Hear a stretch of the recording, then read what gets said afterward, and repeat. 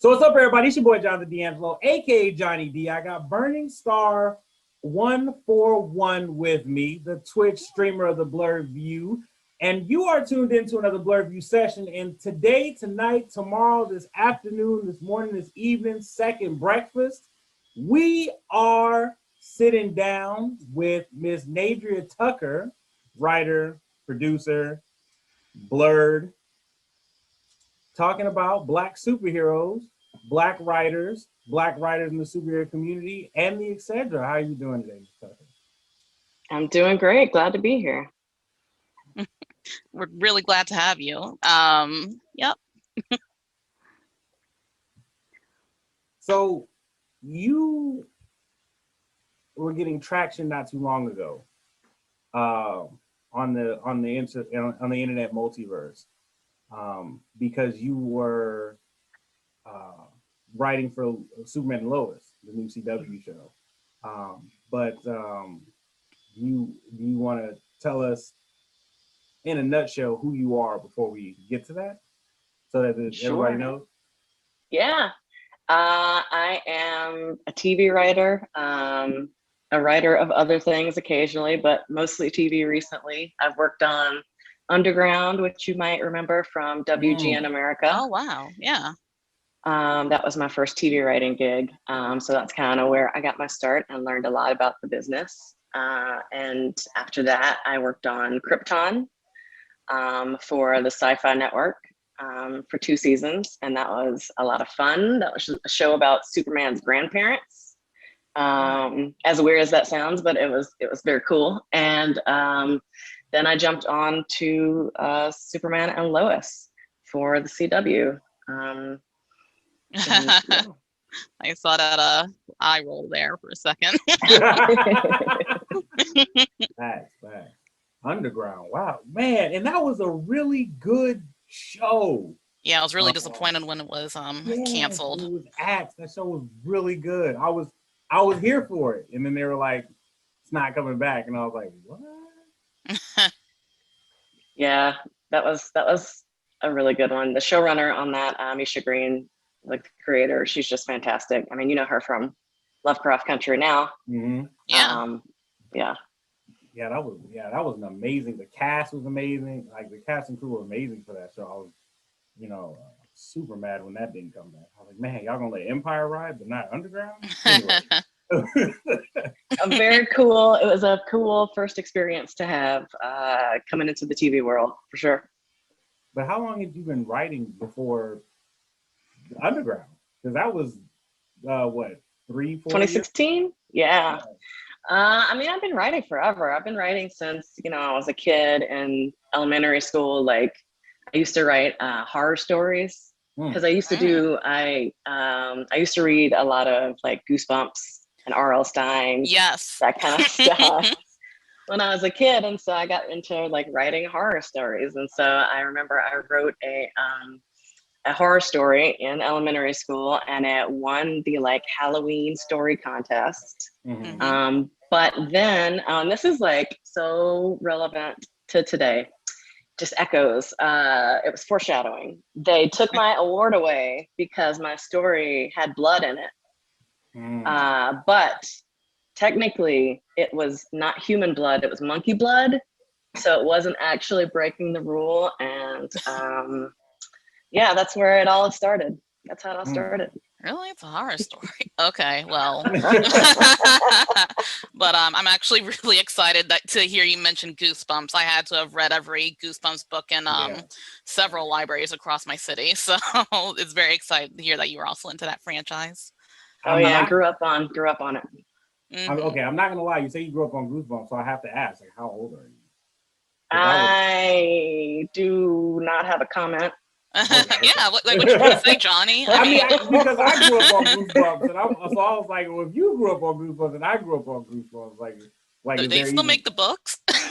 Yeah, I was like, what? Like, how old are these books? Like, how does this slide? Wow. Like, no comment.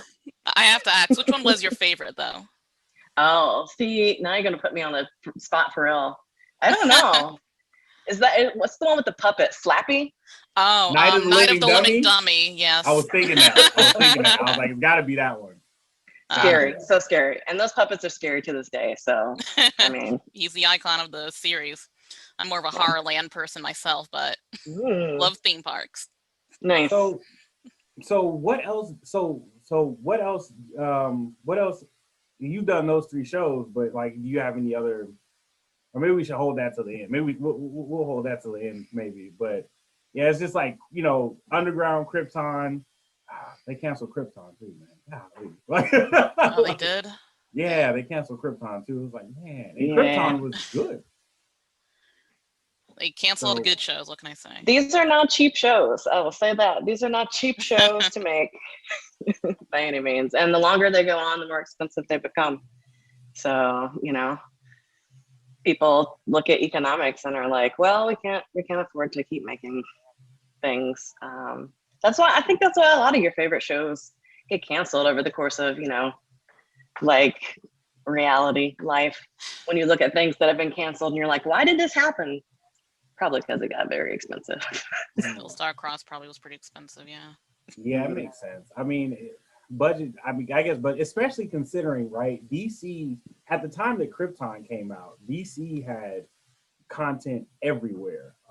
Young Justice had been relaunched, Titans on DC Universe, Swamp Thing on DC Universe, Harley Quinn on DC Universe, CW had 5 shows, and 5 shows plus, so it was, DC definitely had content literally all over the place, including the movies.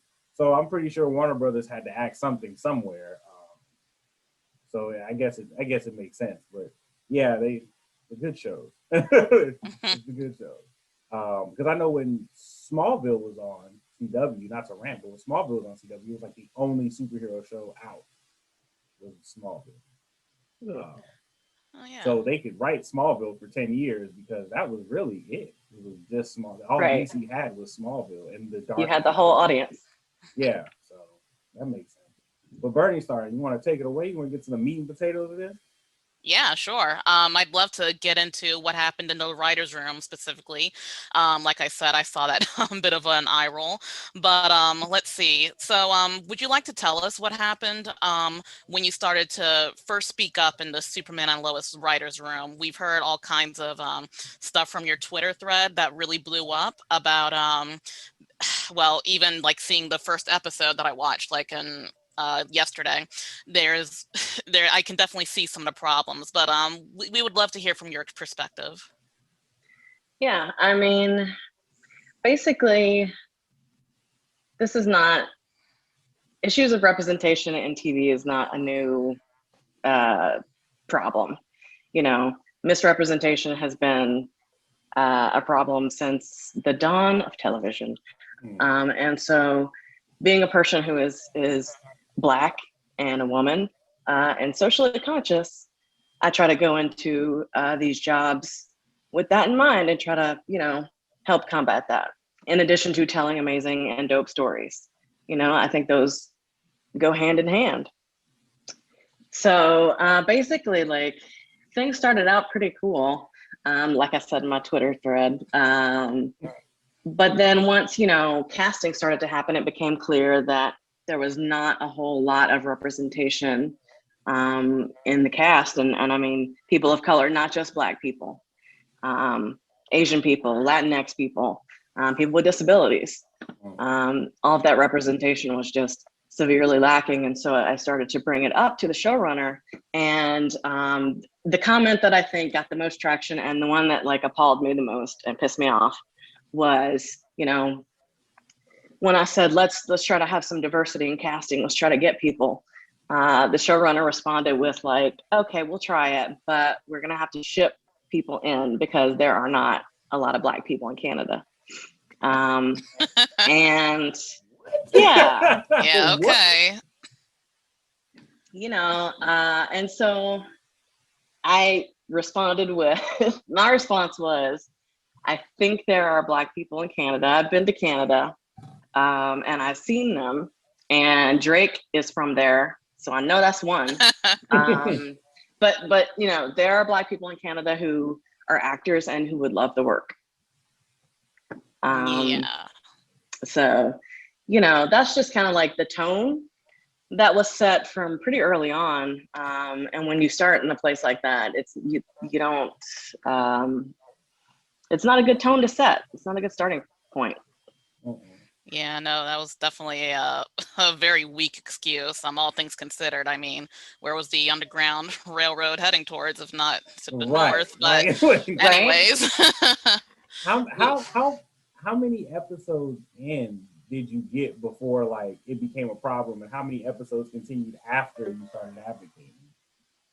Well, I mean, from the beginning, you know, we had the only people who were cast were the family, right? Lois, Clark, and the boys. And so from the beginning, one of the ideas we had was, you know, like, let's make the Kents non-white.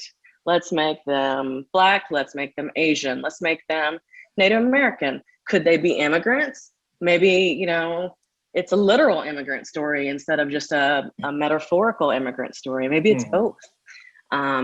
All of that got shot down. So, you know, we ended up with the cast that you see. That was Martha and Jonathan Kent in the pilot. So from day one is the answer to your question. Even before casting started, you know, we were trying to get that diversity and representation on screen and just got infinite pushback. Okay. Man, yeah, that's yeah, that's not great. Well, in that case, what was the work culture like while you were there at the CW? It sounds like your ideas were getting shot down a lot, so I can imagine there might have been at least a few micro or even macro aggressions during the time. Would you be up to sharing some of those experiences with us? Yeah, I mean, honestly, like and this is again one of the weirder things about it was that it felt pretty chill. Like in the writers' room, there were writers of color and women, and we were very supportive of each other. And you know, we would support each other's ideas and pitches, and have all of these things ready to go and pitch them up the line to the showrunner, and that's when they get shot down. And so, like, then your morale is like shot, but you're all shot together. And so you're like, okay, group, let's regroup and let's do it again. Let's come up with some different ideas that won't get shot down this time, you know, and just keep going. So it didn't necessarily feel super toxic in the moment. And I think also the fact that it was Zoom really honestly helped the atmosphere not be as toxic, because you don't have all of that time that you spend with people in person normally, like sitting around eating lunch, listening to them talk about politics or whatever. Like you don't have to do any of that on Zoom, so that's great. There's that. But yeah, man, yeah, the shipping people into Canada, I would say, is the biggest microaggression. I mean, but yeah, there was the macro aggressions. You know, there were things that showed up literally in dialogue, in scripts that were supposed to come out of characters' mouths, like joking about Me Too. A character's making light of the Me Too movement, and this is a character you're supposed to like. And so I said, so the document came out. A younger writer messaged me and was like, hey, sorry if I wasn't very helpful this morning, because I was just a little upset about that script that came out and the misogyny in that script. And so I now, like, not just me being offended, now someone else has come to me and is offended. So I bring this up in the room and I'm like, hey, if, and we'd had discussions about this character being a likable character, and we decided, yeah, we're going to try to make this person likable. And then this is the result. And so I said, if the goal is to make this character likable, I think we need to rethink this conversation, because currently it makes me want to see him get eaten by Doomsday. And so that was the way I approached that in the room from a character standpoint, like get this joke out of the script now. Because it's not appropriate, especially if you want this character to be likable. I don't think likable people make light of sexual assault. Right. Are you allowed to share the character or the line, or is that like a DMCA No, type thing? I feel like that would be, well, it would spoil the show. I don't want to spoil anything. I'm not watching past the first episode, but okay. Sorry, that mustard camera lens thing is not I'm not a fan of that. But are you allowed to share some of the ideas that you and the other writers did come up that were shot down essentially? Well, like I told you, the Kents being, not white, we pitched several characters being gay or not straight. None of that ended up being in the season. We had whole storylines for people that we wanted, and none of that ended up being in the season. I feel, what else? I remember you mentioned something about coming up with story arcs for Lois that were also shot down, which is very strange because isn't she her name in the title? Yeah, she's a really important character. Like, you know what I mean? Like, yeah, and she has so much agency in the source material, so it's a little strange. And that's one of the reasons, I was brought on is because I do have a background in journalism. I used to work in magazines.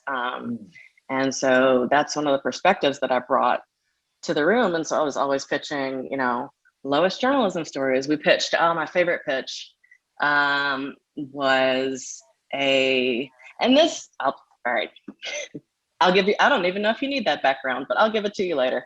So my favorite pitch that falls into that category was that we wanted someone from the local paper, Lois or whoever from the Gazette, to sit down and have like a chat with Superman.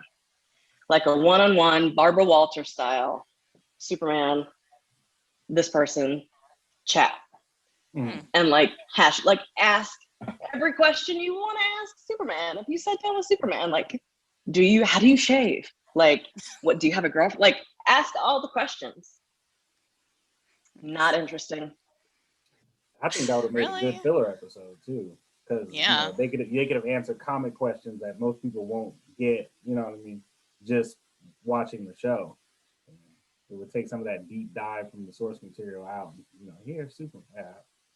Yeah, it's just a different side of Superman we haven't really seen. Yeah, and I feel like there have been like comics where he does like get interviewed every once in a while, so it's not completely out of the realm of possibility for something like that, even if it's just the B plot, whereas the boys get the A plot or something. I mean, you could certainly work that in. I'm strange, but okay. Okay, well, in that case, so we've spoken a lot about diversity, not just racially, but also in terms of gender, sexuality, and everything. So in the writer's room, you did mention that there actually were a few women and non-white writers in there. How many would you say there were, and how many writers of color were there, and just how many who might have fallen into both of those categories? What were the demographics of the writer's room? Let's see, there were about 4 writers of color and 3 women and 2 women of color. So those Venn diagrams for you. Right. Not counting no, that doesn't include me. Okay. And then the top 2 people, the number 1 and number 2 were both white men. And then, the rankings from there downward were of color and women. Okay, I see. Well, I'm sorry. Oh, no. By top 2, you mean Greg Berlanti and Jeff Johns?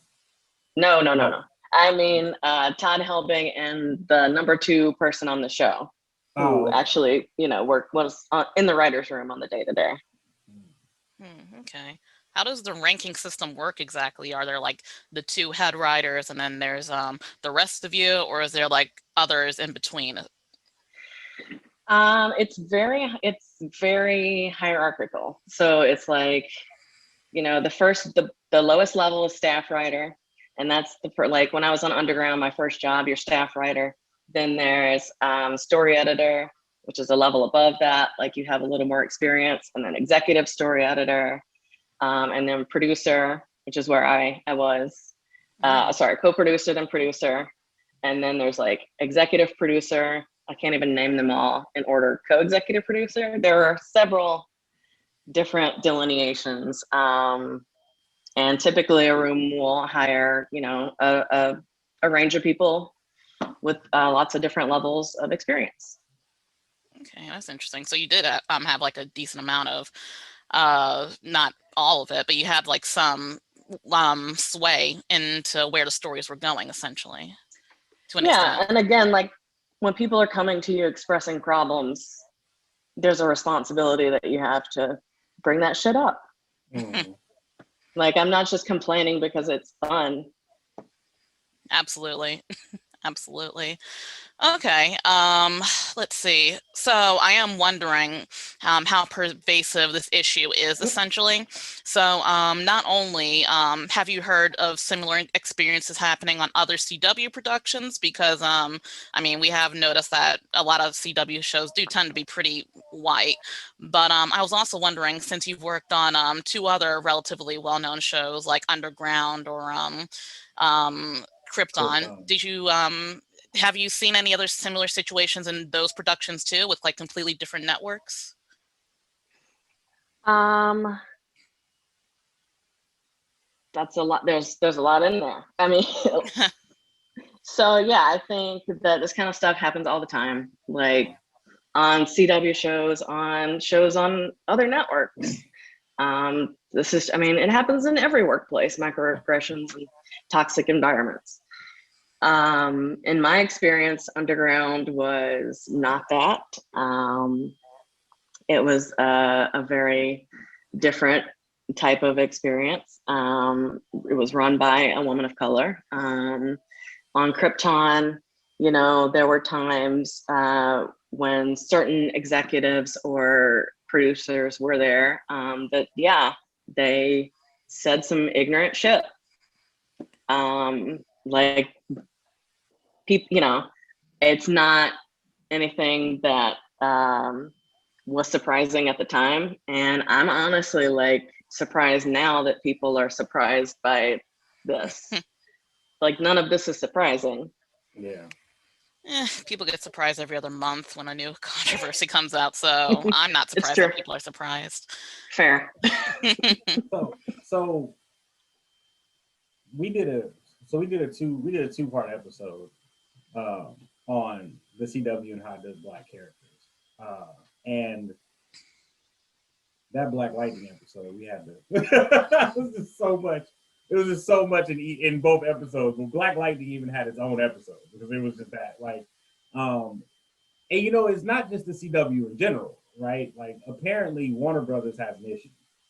Warner Brothers and DC Comics has an issue, and DC Comics issue kind of trends from comic book all the way to mainstream media, because even when they first penned Black Lightning, and like you kind of saw the issues there with the blaxploitation movement, but like, you know, it's not just CW, because Stargirl was on DC Universe, and they had the controversy with the stunt double, where it was a white girl in blackface, and then the Ray Fisher incident. So like, have you seen like how, like, what are your thoughts on what are your thoughts on Ray Fisher and the Stargirl incident? Like, is that a norm? And the crazy thing is this, not to even put it on Jeff Johns, but he produces, he's like the big guy. He's in charge of, last I checked, for DC, he's in charge of like all of their media, well, all of their like live media content. So it's like, but like, what are your thoughts on the Ray Fisher and Stargirl incidents? How do they let stuff like that slide? So the Stargirl, the stunt person getting painted, that is not specific to that show. That is something that Hollywood has been doing for decades, because apparently Black people don't know how to ride motorcycles or do stunts.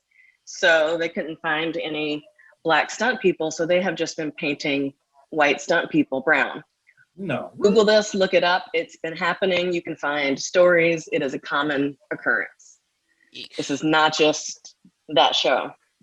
So, I mean, for better or worse, take that. Okay. It's not just them, unfortunately. Everyone's doing it. Everyone's doing it.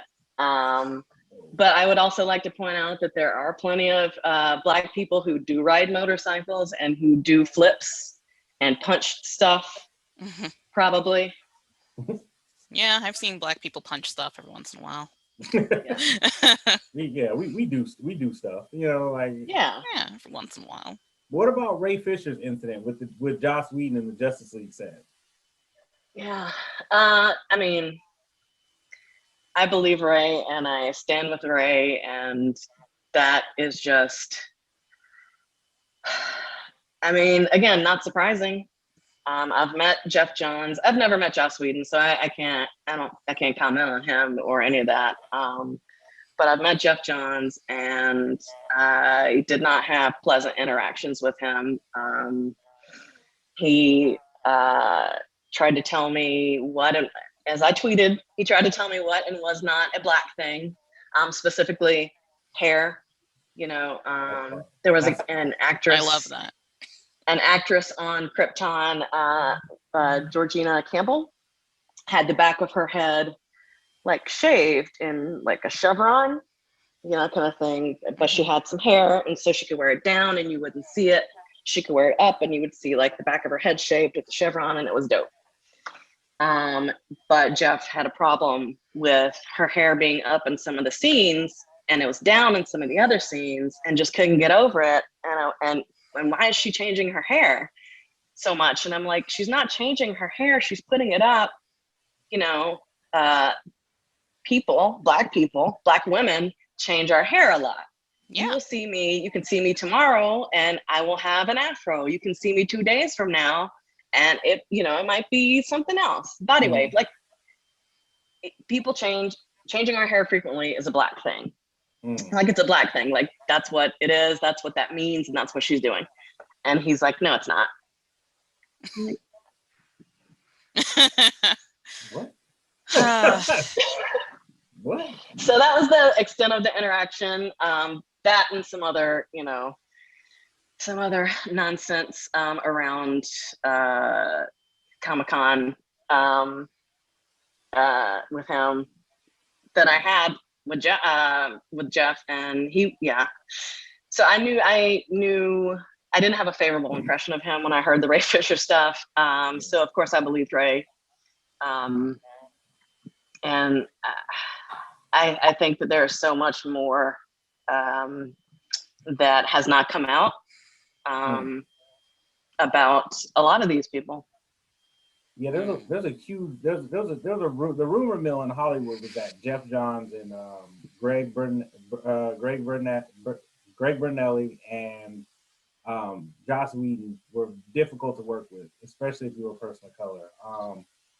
Joss Whedon brought us Justice League, so I mean he's trash anyway. But I digress. I just, you know, when Ray Fisher was saying like, oh, they wanted to like lighten certain dark character skin and take them out completely, you know, and a lot of people were like, well, how do you know? Well, these characters aren't in his cut of Justice League. So right, like Iris West. You know, Iris. That's enough. Listen, but that name, we'll get back to that. That name, but yeah, it really is disappointing because Jeff Johns is responsible for some great DC stories, amazing DC stories, Teen Titans, Stargirl.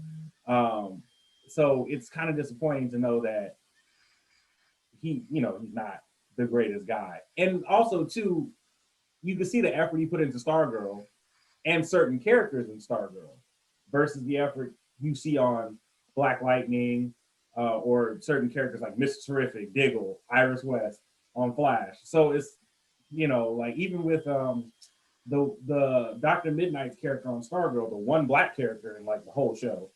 Like you can tell she's just a throwaway. Like even though she's like actually her character is actually really important to the Justice Society, her character just seems to be a throwaway. You're annoying, get away from us until you can kind of save the day, but still be helpless, a little helpless black girl. It's just I have beef with Jeff Ross, honestly, and CW. How do you feel? How do you feel about the other black characters in the other DC shows? Black Lightning is on his last season. Diggle is the character of Diggle is supposed to be coming back in the remainder of the CW shows. Iris West is a potentially problematic character, in my opinion. I don't like Iris and I hate Black Lightning. And I'm a hardcore fan of Black Lightning, but I hate Black Lightning. So, like, how do you feel about it? So I had not watched Black Lightning since maybe season 2, and it's on season what, 7? 4? I don't know. I don't know time. What is time? What is time anymore? Especially. I tuned in, and it felt like I had not missed an episode. I knew exactly who everybody was, pretty much, and I was like, okay, it's still the same thing for better or worse. But I mean, and Diggle, people love Diggle. Diggle has a huge fan base. He does. And Diggle's coming back. Right? Yeah, I mean, well, he needs to come back the way we want him to come back. He's supposed to be Green Lantern. So I need, like, Diggle is one of the problem with, like, not to go on a rant, and I'm gonna try and keep it short, but the problem is Diggle and Martian Manhunter and Joe West are the only 3 solid black characters that the CW Arrowverse has. Everyone else kind of falls to the wayside due to bad writing, or they fall second to, or third or fourth to the main white character. And so 2 of those shows are going away, right? Like there's no Supergirl's done, so he goes. There goes the Martian. So, Martian Manhunter gets to leave because Supergirl's getting axed, and Black Lightning is on his last season. And Diggle is great, but I love Diggle, but it was Diggle or nobody. Because remember, when Mr. Terrific stepped on the same scene with Diggle, he was this gay black best friend to Felicity who had an afro one scene and then fresh cornrows the next scene. And it was just, I didn't like the character. I love Mr. Terrific. I love Black Lightning. I love John Stewart Green Lantern. So when they put all these characters on, I was like, yes, my favorite characters. But I feel like they didn't do them enough justice because they always fell to the wayside to the main. I get it. The show is Arrow. It's Flash. But it's like these black men and women can still be strong despite not being the main characters.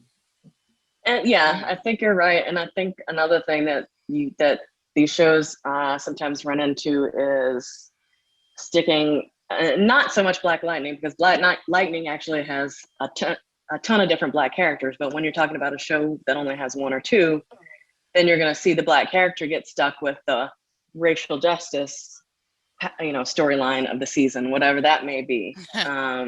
And so then that starts to feel shoehorned in, and then people start to feel a certain way about that character, and is my opinion. So do you feel like why do you feel like white writers have such a difficult? I mean,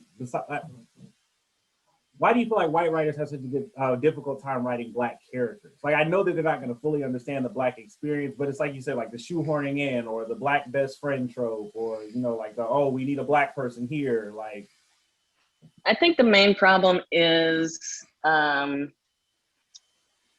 Black Lightning aside, I think the main problem is, again, in those shows where there's the one black person, and this one black person has to serve all needs.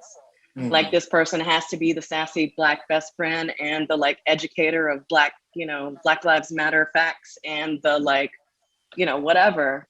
When as people, we are not all things to all people. We are complex, complicated beings. With our own lives. with our own lives that don't revolve around someone else. So what were the challenges you faced trying to write Black characters?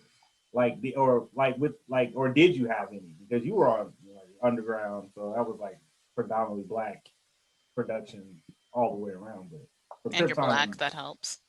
yeah, for Krypton and Superman, how what were the challenges? Krypton was interesting because, interesting in a good way, because it wasn't set on Earth, and so you got a chance to talk about some of these issues in a purely metaphorical way. And so you got to be like, it's the space police who are oppressing the space poor people. It's not racism, it's something else. So you got to kind of come at it sideways and get people thinking about it in a different way. And so it was kind of different, but good in a way because the Black characters just got to be. Mm-hmm. They didn't have to be the Black characters. Yeah. They just got to be like, the soldier or the whatever, the princess, the blah blah. So do you? Go ahead. No, go ahead. And I was just thinking about, and then on Superman and Lois, the first Black cast member that we had was Wole, who was cast as the Stranger, which was the villain for the season, which to me is problematic when your only, Black character is the villain. Yeah. Okay. There's also the Black Bully. I mean, I'm sure he's gonna get plenty of screen time. This big Black dude beating up Superman, like. Yeah, Sean, that's his name. The boyfriend, Sean. Love that scene. Ugh. I mean, honestly, he probably deserved his ass whooping. I mean, and I don't want to get on a tangent, but like, how are you gonna kiss someone after like she tells you about how she nearly killed herself like a few years ago? Like, we talked about, we had some talks about consent, around that kiss and whether that was appropriate or not.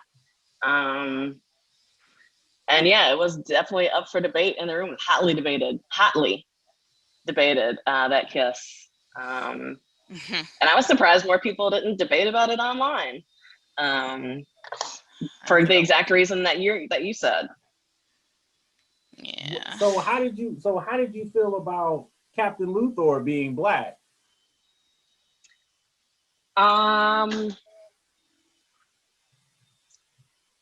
mean, he's still the Stranger.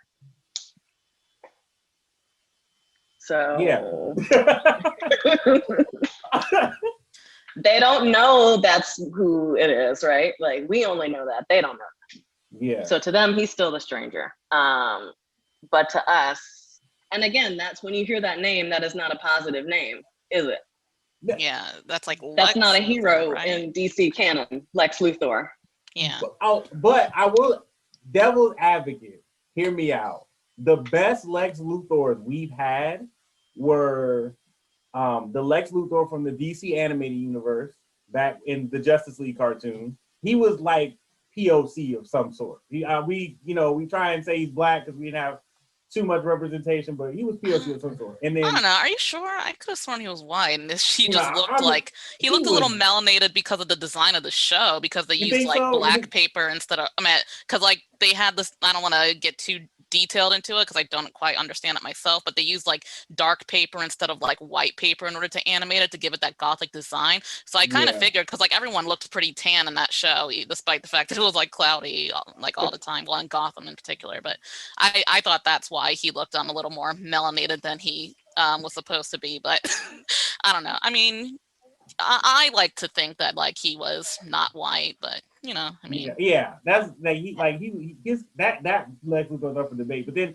Giancarlo Esposito plays Lex Luthor on Harley Quinn, and he's Black. Like they made sure they drew him like, hey, this is a Black. Yeah. So, I mean, I have no problem with Black people being villains. I have no problem with women being villains at all. Again, I'm just saying, like, when that's the only representation that you are getting, yeah, that's problematic. Yeah, because out the gate, you're right. The only two black people on that show were antagonistic forces. Was Lana's daughter's boyfriend and Another antagonistic Sean. the force. stranger. Yeah. Sean. So Sean. it's like, I mean, would I expect to see black people in Smallville? No, but I do get where you're coming from with that. Well, and then here's another. There are, and you know, we looked up actual demographics of towns, and then you know, one of the topics was, do we want this to be? First of all, this is a universe where people have power, so there is nothing super realistic about it. Kansas can be as non-white as we want it to be, okay? Because people can fly, you know. But also, it's kind of like an idealized version of Smallville. It's like everything's heightened. So you want it to be a little like, you know, rosy. I want it to be a little more diverse than actual Kansas actually is. Maybe. I mean, I wanted to have, you know, people who are friendlier and more, you know, it just feels like a heightened version of reality. So that even if Kansas is super white, I don't think that we have to depict that in a show where people can shoot lasers out of their eyes. Yeah, there's already more aliens than there are in real life, so. Yeah, touche. So when it comes to the stereotypical roles that black people play, like how do you feel about the token, the best friend, the bad guy, the, you know, or feeling multiple tokens, like the gay best friend, black, like Mr. Terrific. I mean, that's a multi-hyphenate right there. That's a hard working. I mean, like I said, I have no problem with black people being any of those things as long as they are not expected to just be those things. You know, don't give me a character who is just the sassy black friend. Give me a sassy black friend and give me the main lead being black too. Like, then now we can talk. You know, so that's, you know, I feel like black people can certainly, like I said, be villains, and they can certainly be sidekicks, but let's get the heroes. Let's get the heroes too. Do you feel like more often than not, we are cast as those tropes? Yes. And you can ask any black actor, I'm sure they will tell you that they get cast as slaves and as sassy black best friends. And it's especially, that trope is especially common, I feel like, in these superhero shows, like the sassy black friend. All right. Yeah. All right, Johnny, do you want me to take it back to here to okay. All right, well then in that case so we would like to hear what you thought of the series premiere of Superman and Lois. What'd you think? Like we already talked about the problems with the whole two black characters we've seen thus far in the show with names and importance. So what are your thoughts on everything else, I suppose? Yeah, I mean, like I said, the pilot is very similar to what it was the last time I read it. The representation of people of color, not just black people, is lacking. You know, that kiss, I feel like, was a little problem. Like, it was problematic for me. It was hard to watch, like knowing how I was treated. Yeah. So the real question is, if they said, we want you to come write the new Naomi series, would you do it? Would I be in charge? I mean, am I in charge? Do I then yeah, I mean, good question. Because if I'm the person who gets to make those decisions, I don't think I'm going to be saying flip shit to my writers. Maybe, hopefully I won't.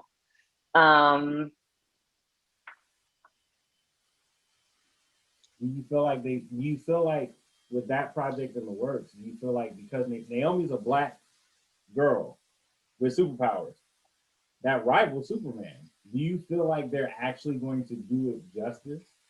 Like they'll have the black writers and they'll have black producers and they'll actually the black director and they'll do it right? Or do you feel like it might end up another Black Lightning? I don't know. I mean, I think that they announce a lot of stuff that doesn't happen. So I feel like that's one of those that is just so far down the road that to even speculate what it's going to be like is just pointless because it may not even happen. How long have we been waiting on New Gods? The Flash. Cyborg movie. Snyder Cut. Listen. See, you didn't even have to come to DC like that. We as DC know that we know this. They make a lot of DC is like that. DC is like that one X that makes a lot of promises and just never comes through, but you gotta keep going back anyway. That's DC Comics. I mean, I want to see all of those things. I want to see them. Like that's the thing. I want to see New Gods and I want to see Naomi. I want to see it. Give it. Don't just say it. Actually, bring it and do it. So, do you feel like who do you feel like has gotten representation down better? DC Warner Brothers or Disney Marvel? Well, I'll say Disney Marvel Star Wars. I'll even throw Star Wars in there. Ugh, definitely not Star Wars. No, no, not. Man, those are all tough because they all are just problematic. It's not like, I mean, when you talk about Star Wars, you gotta, talk about John Boyega, and I want my movie. Like, where's his movie? Yes. No, I don't know if people have gotten better. It feels like things have gotten better, but I think that's just because the bar was so low before. Like a lot of that, when all the Joss Whedon stuff came up recently, a lot of people were like, but he was, everybody thought he was so feminist and his show was so feminist at the time. It's like, no, the bar was just so low. Yeah. That when you saw a woman kicking somebody, you thought that was feminism.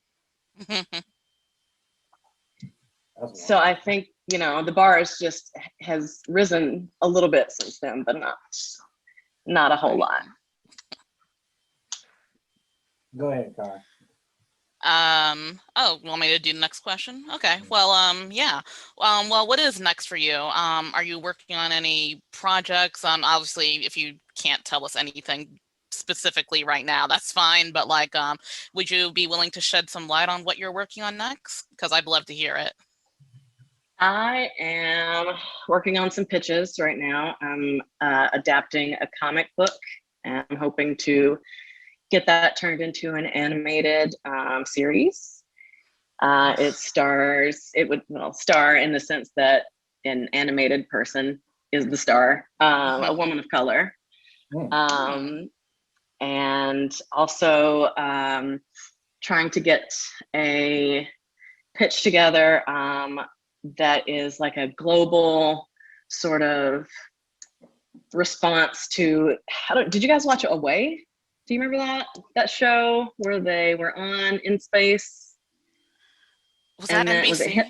No, it was Netflix. It was Hilary Swank in space, and they're like on the space station. Anyway. Yeah. No. I feel like I know what you're talking about, but I'm not sure, honestly. It's so basically think the right stuff, but with Black people. Like Black people trying to get into the space race and get into space. So I'm just working on pitching this stuff and about to get out there and try to sell it.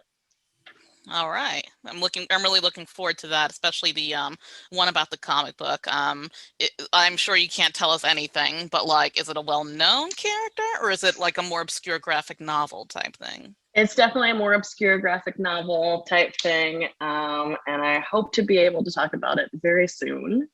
Okay. And I will definitely keep you guys posted. And I'll be like, hey, what's up? Please promote this. Help me. I really want to start prying, but I'm not going to. Not on camera, off at the least. record. Yes, off the record. Yes. So, what steps would you suggest the Black nerd community and our allies take to see real change in the narrative? see more representation and better treatment of Black characters and characters of color? That's a good question. I think what the fans can do and the community can do is just keep supporting creators when they speak out, because that's what we need. We need people to keep speaking out. We need actors and writers and people, you know, camera people, makeup people, you know, we need them to keep speaking out. So show them they're supported, because I've been getting a lot of hate. I've noticed that. I'm like, why are people not like, if there's so many Black people who have come out working for these studios, working for these specific studios who said like, look, this is messed up.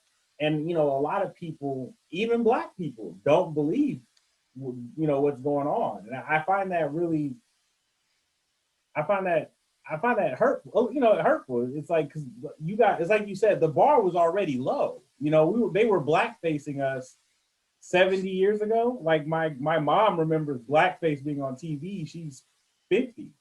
She turns 50 this year. So it wasn't that long ago that they had blackface on TV representing us. So why people don't think that this is, you know, still a problem just because we had a Black Lives Matter movement last year and a civil rights movement in the 60s, that's not going to change everything overnight. It has to be tiring for you to keep, you know, being that social justice warrior that people keep, oh, it's just another SJW. You know, that's gotta weigh on you, right? It does get old, but you know, I'm not gonna stop. So I just mute the notifications and keep it pushing. All right. I like the sound of that. And what advice do you have for the Black creators who want to enter the industry, and who, especially those who are they're probably going to face the same situation? So,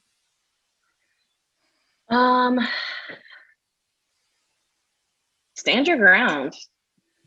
You know, I mean, the reason that these people keep acting all these types of ways is because they keep getting away with it. But I think that is changing, and I think once some accountability starts to happen, even once light starts to be shed on this behavior, people are just going to be so embarrassed that they will stop. They will just stop. I hope. I don't know. Let me try that again. Keep doing what you're doing. It is very important and very valuable. Don't be afraid to speak out. Because it's important to the younger people. I don't want to scare creators. Yeah, Lord knows we need more Black writers out there. No. This was great. I mean, thanks for having me. Oh no, of course, absolutely, anytime, every time. All right, so we're gonna wrap this up. You guys let us know. You guys who are listening, you guys who are watching this or listening to this, wherever you listen to this, because we're all over the place, you guys, let us know in the comments how you guys feel about the Black characters on the CW, because this is technically a part 3 in a roundabout way of, how CW handles Black characters. You guys let us know in the comments. If you're on YouTube, let us know in the comments down below. Anywhere else, you guys let us know in the comments everywhere else. And yeah, we are out of here. Now, the real question is, would you suggest them watch Superman and Lois? Would I suggest?